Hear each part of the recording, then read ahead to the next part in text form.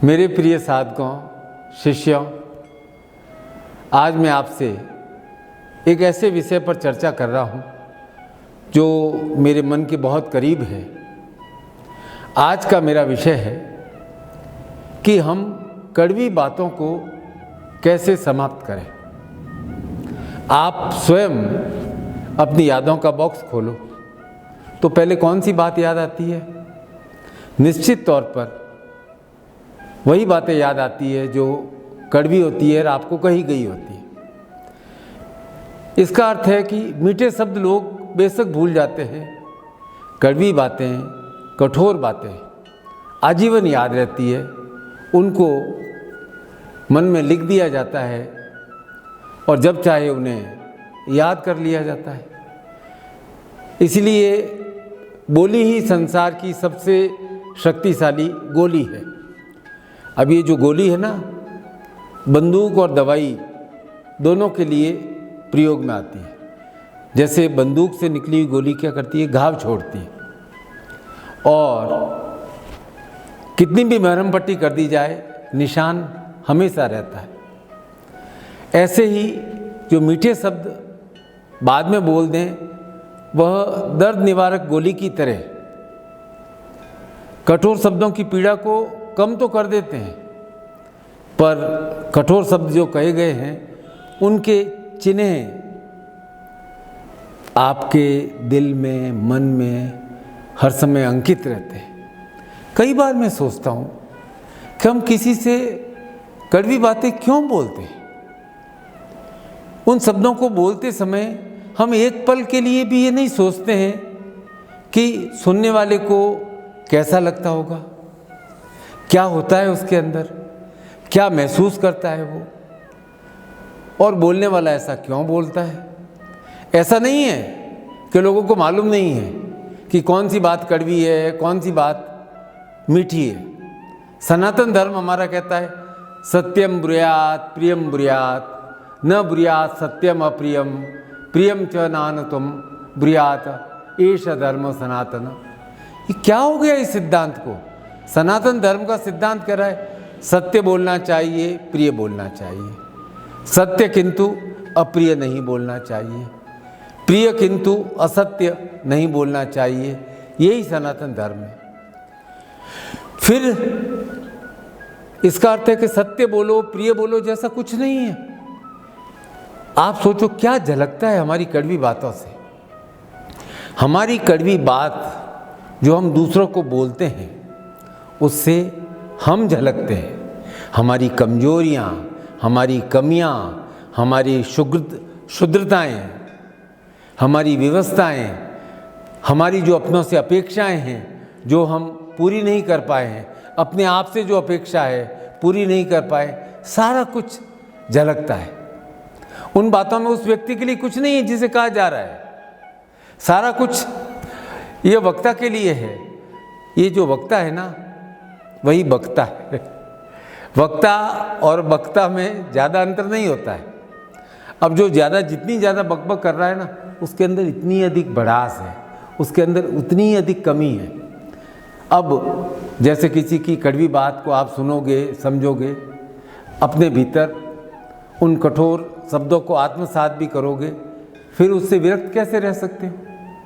क्या तरीका है जिसे अपनाकर हम कठोर शब्द बोलने वाले को पलट करके जवाब भी नहीं दें और उसकी बात से अप्रभावित भी रहे, क्योंकि हर समय जवाब देना हमारे बस में नहीं होता है।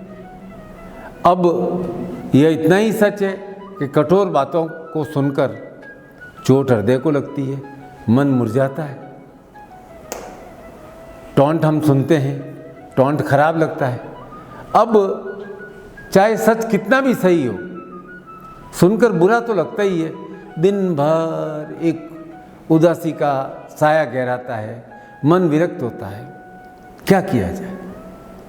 क्या शरीर और आत्मा को अलग अलग कर दिया जाए कि नहीं, कि भाई ये जो कुछ कहा है ये मुझसे नहीं कहा गया है, मेरे शरीर से कहा गया है? क्या ऐसा किया जाए? ये तरीका तो सबके लिए संभव नहीं है। कैसे सीखा जाए? कि उस बकने वाले को, उसके केयरलेस संवाद को अपने विकास के लिए उपयोगी बनाया जाए। क्या किया जाए, उपयोग में क्या लाया जाए, क्या किया जाए। मेरा तो ऐसा मानना है कि ऋषिगण है ना, अपने कमंडल में श्राप लिए घूमते थे। उनके कमंडलों में शब्दों के बाण थे जो सुनने वाले को बीन देते थे, वे बाण भेज देते थे, उसे इस प्रकार का जड़ बना देते थे कि वह पेड़ के जैसा बन जाता था या पशु बन जाता, या कभी कुछ शब्दों के बाण से उसकी आत्मा बिल्कुल लहूलुहान कर देते थे। अहिल्या के लिए क्या हुआ, कहते हैं कि वह पत्थर की बन गई। मेरा सोचना है ऐसा हुआ होगा, अहिल्या को जाने अनजाने में जो उससे भूल हुई, उसके लिए दिन रात समाज ने ताने दिए होंगे। ऐसा सुन सुनकर वह चेतना विहीन हो गई होगी। अहिल्या जड़ पत्थर नहीं हुई थी। उन वक्ताओं ने बकबक कर उसे जड़ कर दिया था।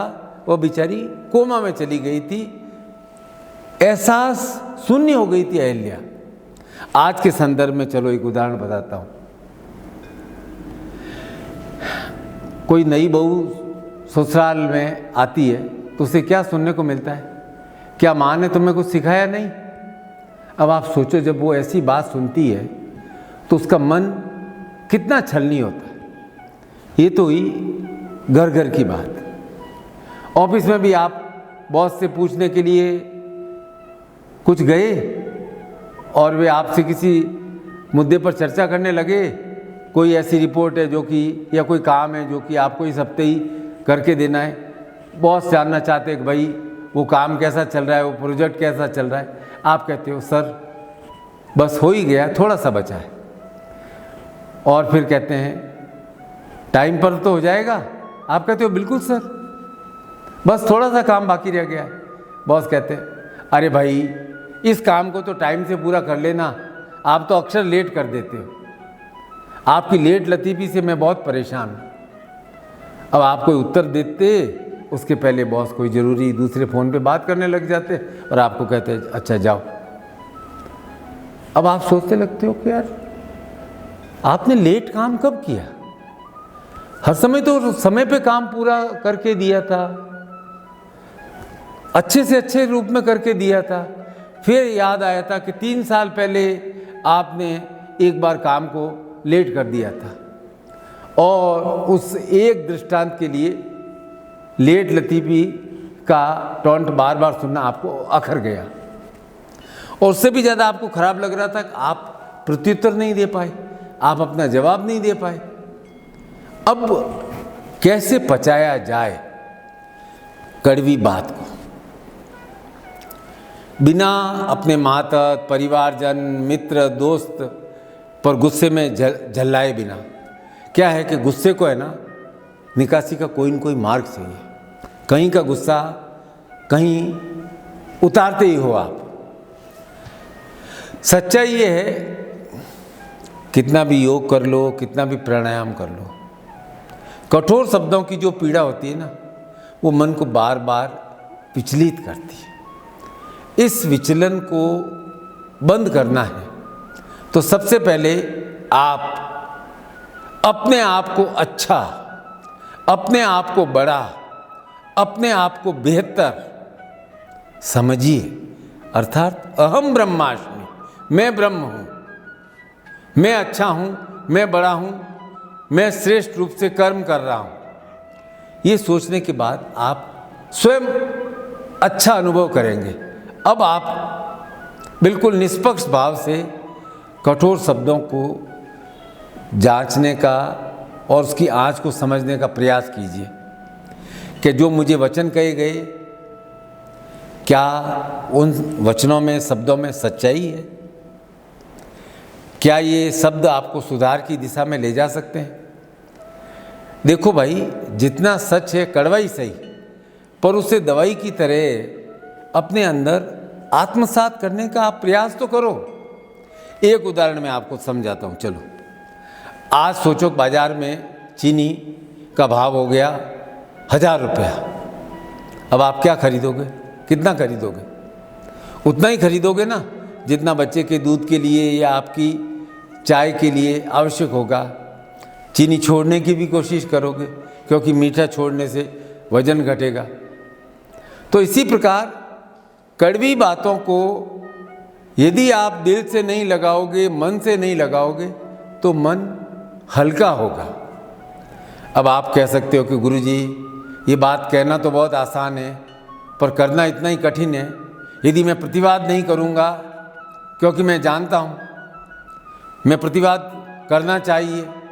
अरे भाई, संवेदनशील व्यक्ति होता है ना, जो 90% लोग संवेदनशील होते हैं, भावुक होते हैं, सरल होते हैं।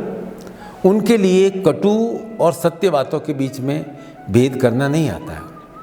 उनका मन क्या है, कठोर बात को से छलनी हो जाता है और न चाहते हुए भी आप उन कठोर बातों को, उसका बोझ अपने मन पर लिए लिए फिरते रहते हो, घूमते रहते हो।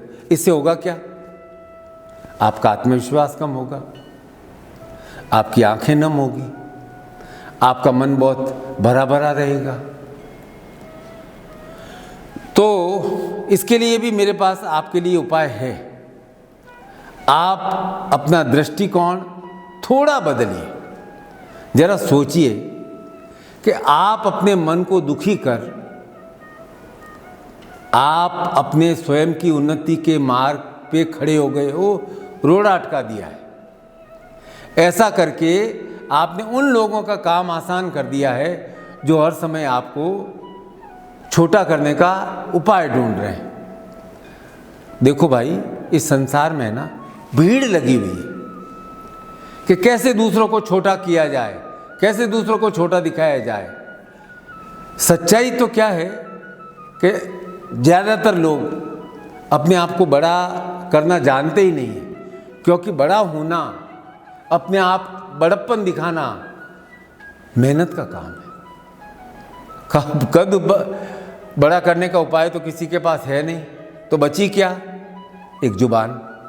और वो जुबान है जो छुरी की तरह चल रही है, निरंतर चल रही है।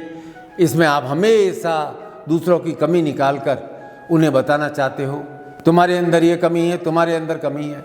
जब तक आप कम साबित नहीं होंगे, वो आपको बड़ा नहीं बना पाएंगे, क्योंकि उनके पास न तो क्षमता है, न मेहनत है, न शक्ति है, न लगन है। फिर कैसे करेंगे वो खुद को बड़ा? ज़्यादातर लोग यही करते हैं, खुद को बड़ा बताने के लिए दूसरों की आलोचना करते हैं, टॉन्ट मारते हैं, कड़वा बोलते हैं, सामने वालों को उसकी गलतियों का, कमियों का बार बार एहसास दिलाते हैं, उसे संकुचित करते हैं, जिससे वो मान ले कि हाँ, मेरे अंदर तो कमी है, मेरे अंदर तो गुण का अभाव ही है। तो आपको इन बात को रोकना है। कड़वी बातों को दिल से ज़्यादा लगाने की जरूरत है ही नहीं। अब समस्या तो वापस वो की वो आ गई ना, कि कठोर बातों को किस प्रकार से झेला जाए, क्योंकि वो काटती तो आपके मन को है, आपको हृदय को है। आघात कड़वी बात का शरीर पर होता नहीं है, कड़वी बात का आघात तो हृदय पर होता है। तो इसका तरीका बहुत सरल है और धर्म के सिद्धांत पर आधारित है। देखो भाई, ये मन है ना, हर उस बात को सुनकर टूटता है। जरूरी नहीं है कि उसे तुरंत वापस किया जाए, क्योंकि कई बार हमारे हाथ बंधे होते हैं, हमारे मुंह पर, हमें अपने मुंह पर लगाम लगाने की जरूरत होती है। कई बार संबंध की बात हो जाती है, संबंधों का सवाल रहता है, एक बड़ा है, कैसे जवाब दूं। कई बार नौकरी के कारण से। तो ऐसा, जब ऐसा लगे, ऐसा हो, तो चुप रहना आवश्यक है। तो आप ये सोचो कि देखो, ईश्वर के इस संसार में कर्म का खाता खुला हुआ है। क्या? ईश्वर के इस संसार में कर्म का खाता खुला हुआ है। इसीलिए मैं कई बार कहता हूँ कि क्रिया की प्रतिक्रिया मत करो। ज़्यादातर लोग प्रतिक्रिया करते हैं, रिएक्शन करते हैं। मैं कहता हूँ एक्शन करो। जिसका अपनी जबान पर लगाम नहीं है वह अपने कर्म के खाते में रोज कुछ न कुछ लिख रहा है, और आप झेल रहे हो तो रोज कुछ न कुछ अपने कर्म के खाते में स्वच्छ कर रहे हो। बस यही चीज़ सोचकर प्रसन्न हो जाओ कि कहीं न कहीं हिसाब हो रहा है, जो बकता है उसका भी और जो श्रोता अर्थात सुनता है उसका भी। हमारे धर्म सिद्धांत के अनुसार सब कुछ इस जन्म में सेटल नहीं हो जाता है। ये जन्म जन्मांतर का क्रम है। जो आज कह रहा है वह आपके और उसके बीच में कोई पूर्व जन्म का था, उसका उधार सेटल कर रहा है। उसे करने दो, तुम अपना उधार चुकाओ।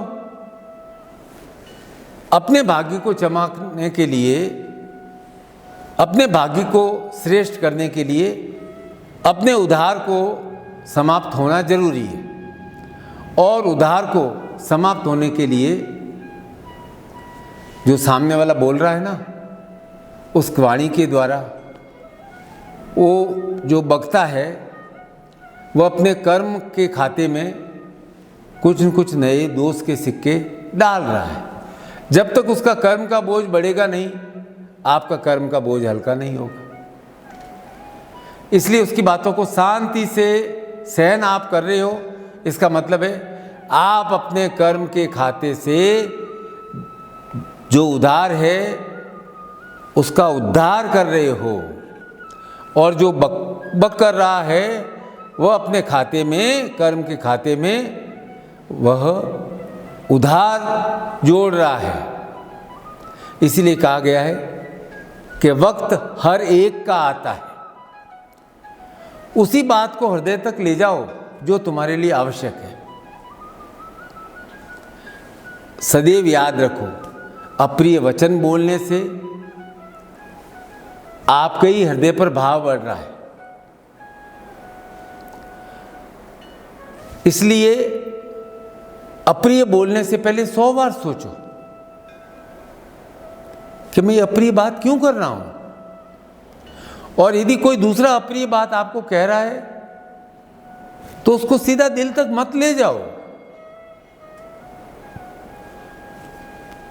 इसलिए गुरु रूप में आज मैं आपको कह रहा हूं कि प्रिय साधक, अपनी वाणी को संयत रखो, दूसरों को बकबक करने दो, उसे सुनकर सीधा अपने दिल में जमा मत करो। ऐसा जमा करोगे तो बोझ बहुत बढ़ जाएगा। याद है ना बगलामुखी का महामंत्र, ओम मलिम बगलामुखिम सर्वदुष्टानाम वाचम मुखम पदम स्तंभय जिह्वा कीलय बुद्धि विनाशय हलीम ओम फट सा। अरे भाई, दुष्टों की वाणी का आपकी शक्ति से अपने आप स्तंभन हो जाएगा। आप अपने दिल पे लोगे नहीं, वह उसके पास ही उसके दिल में वापस पहुंच जाएगी, उसका स्तंभन हो जाएगा। आप तो एक काम करो, अपनी आंतरिक शक्ति का विस्तार करो, अपनी आंतरिक शक्ति का विकास करो।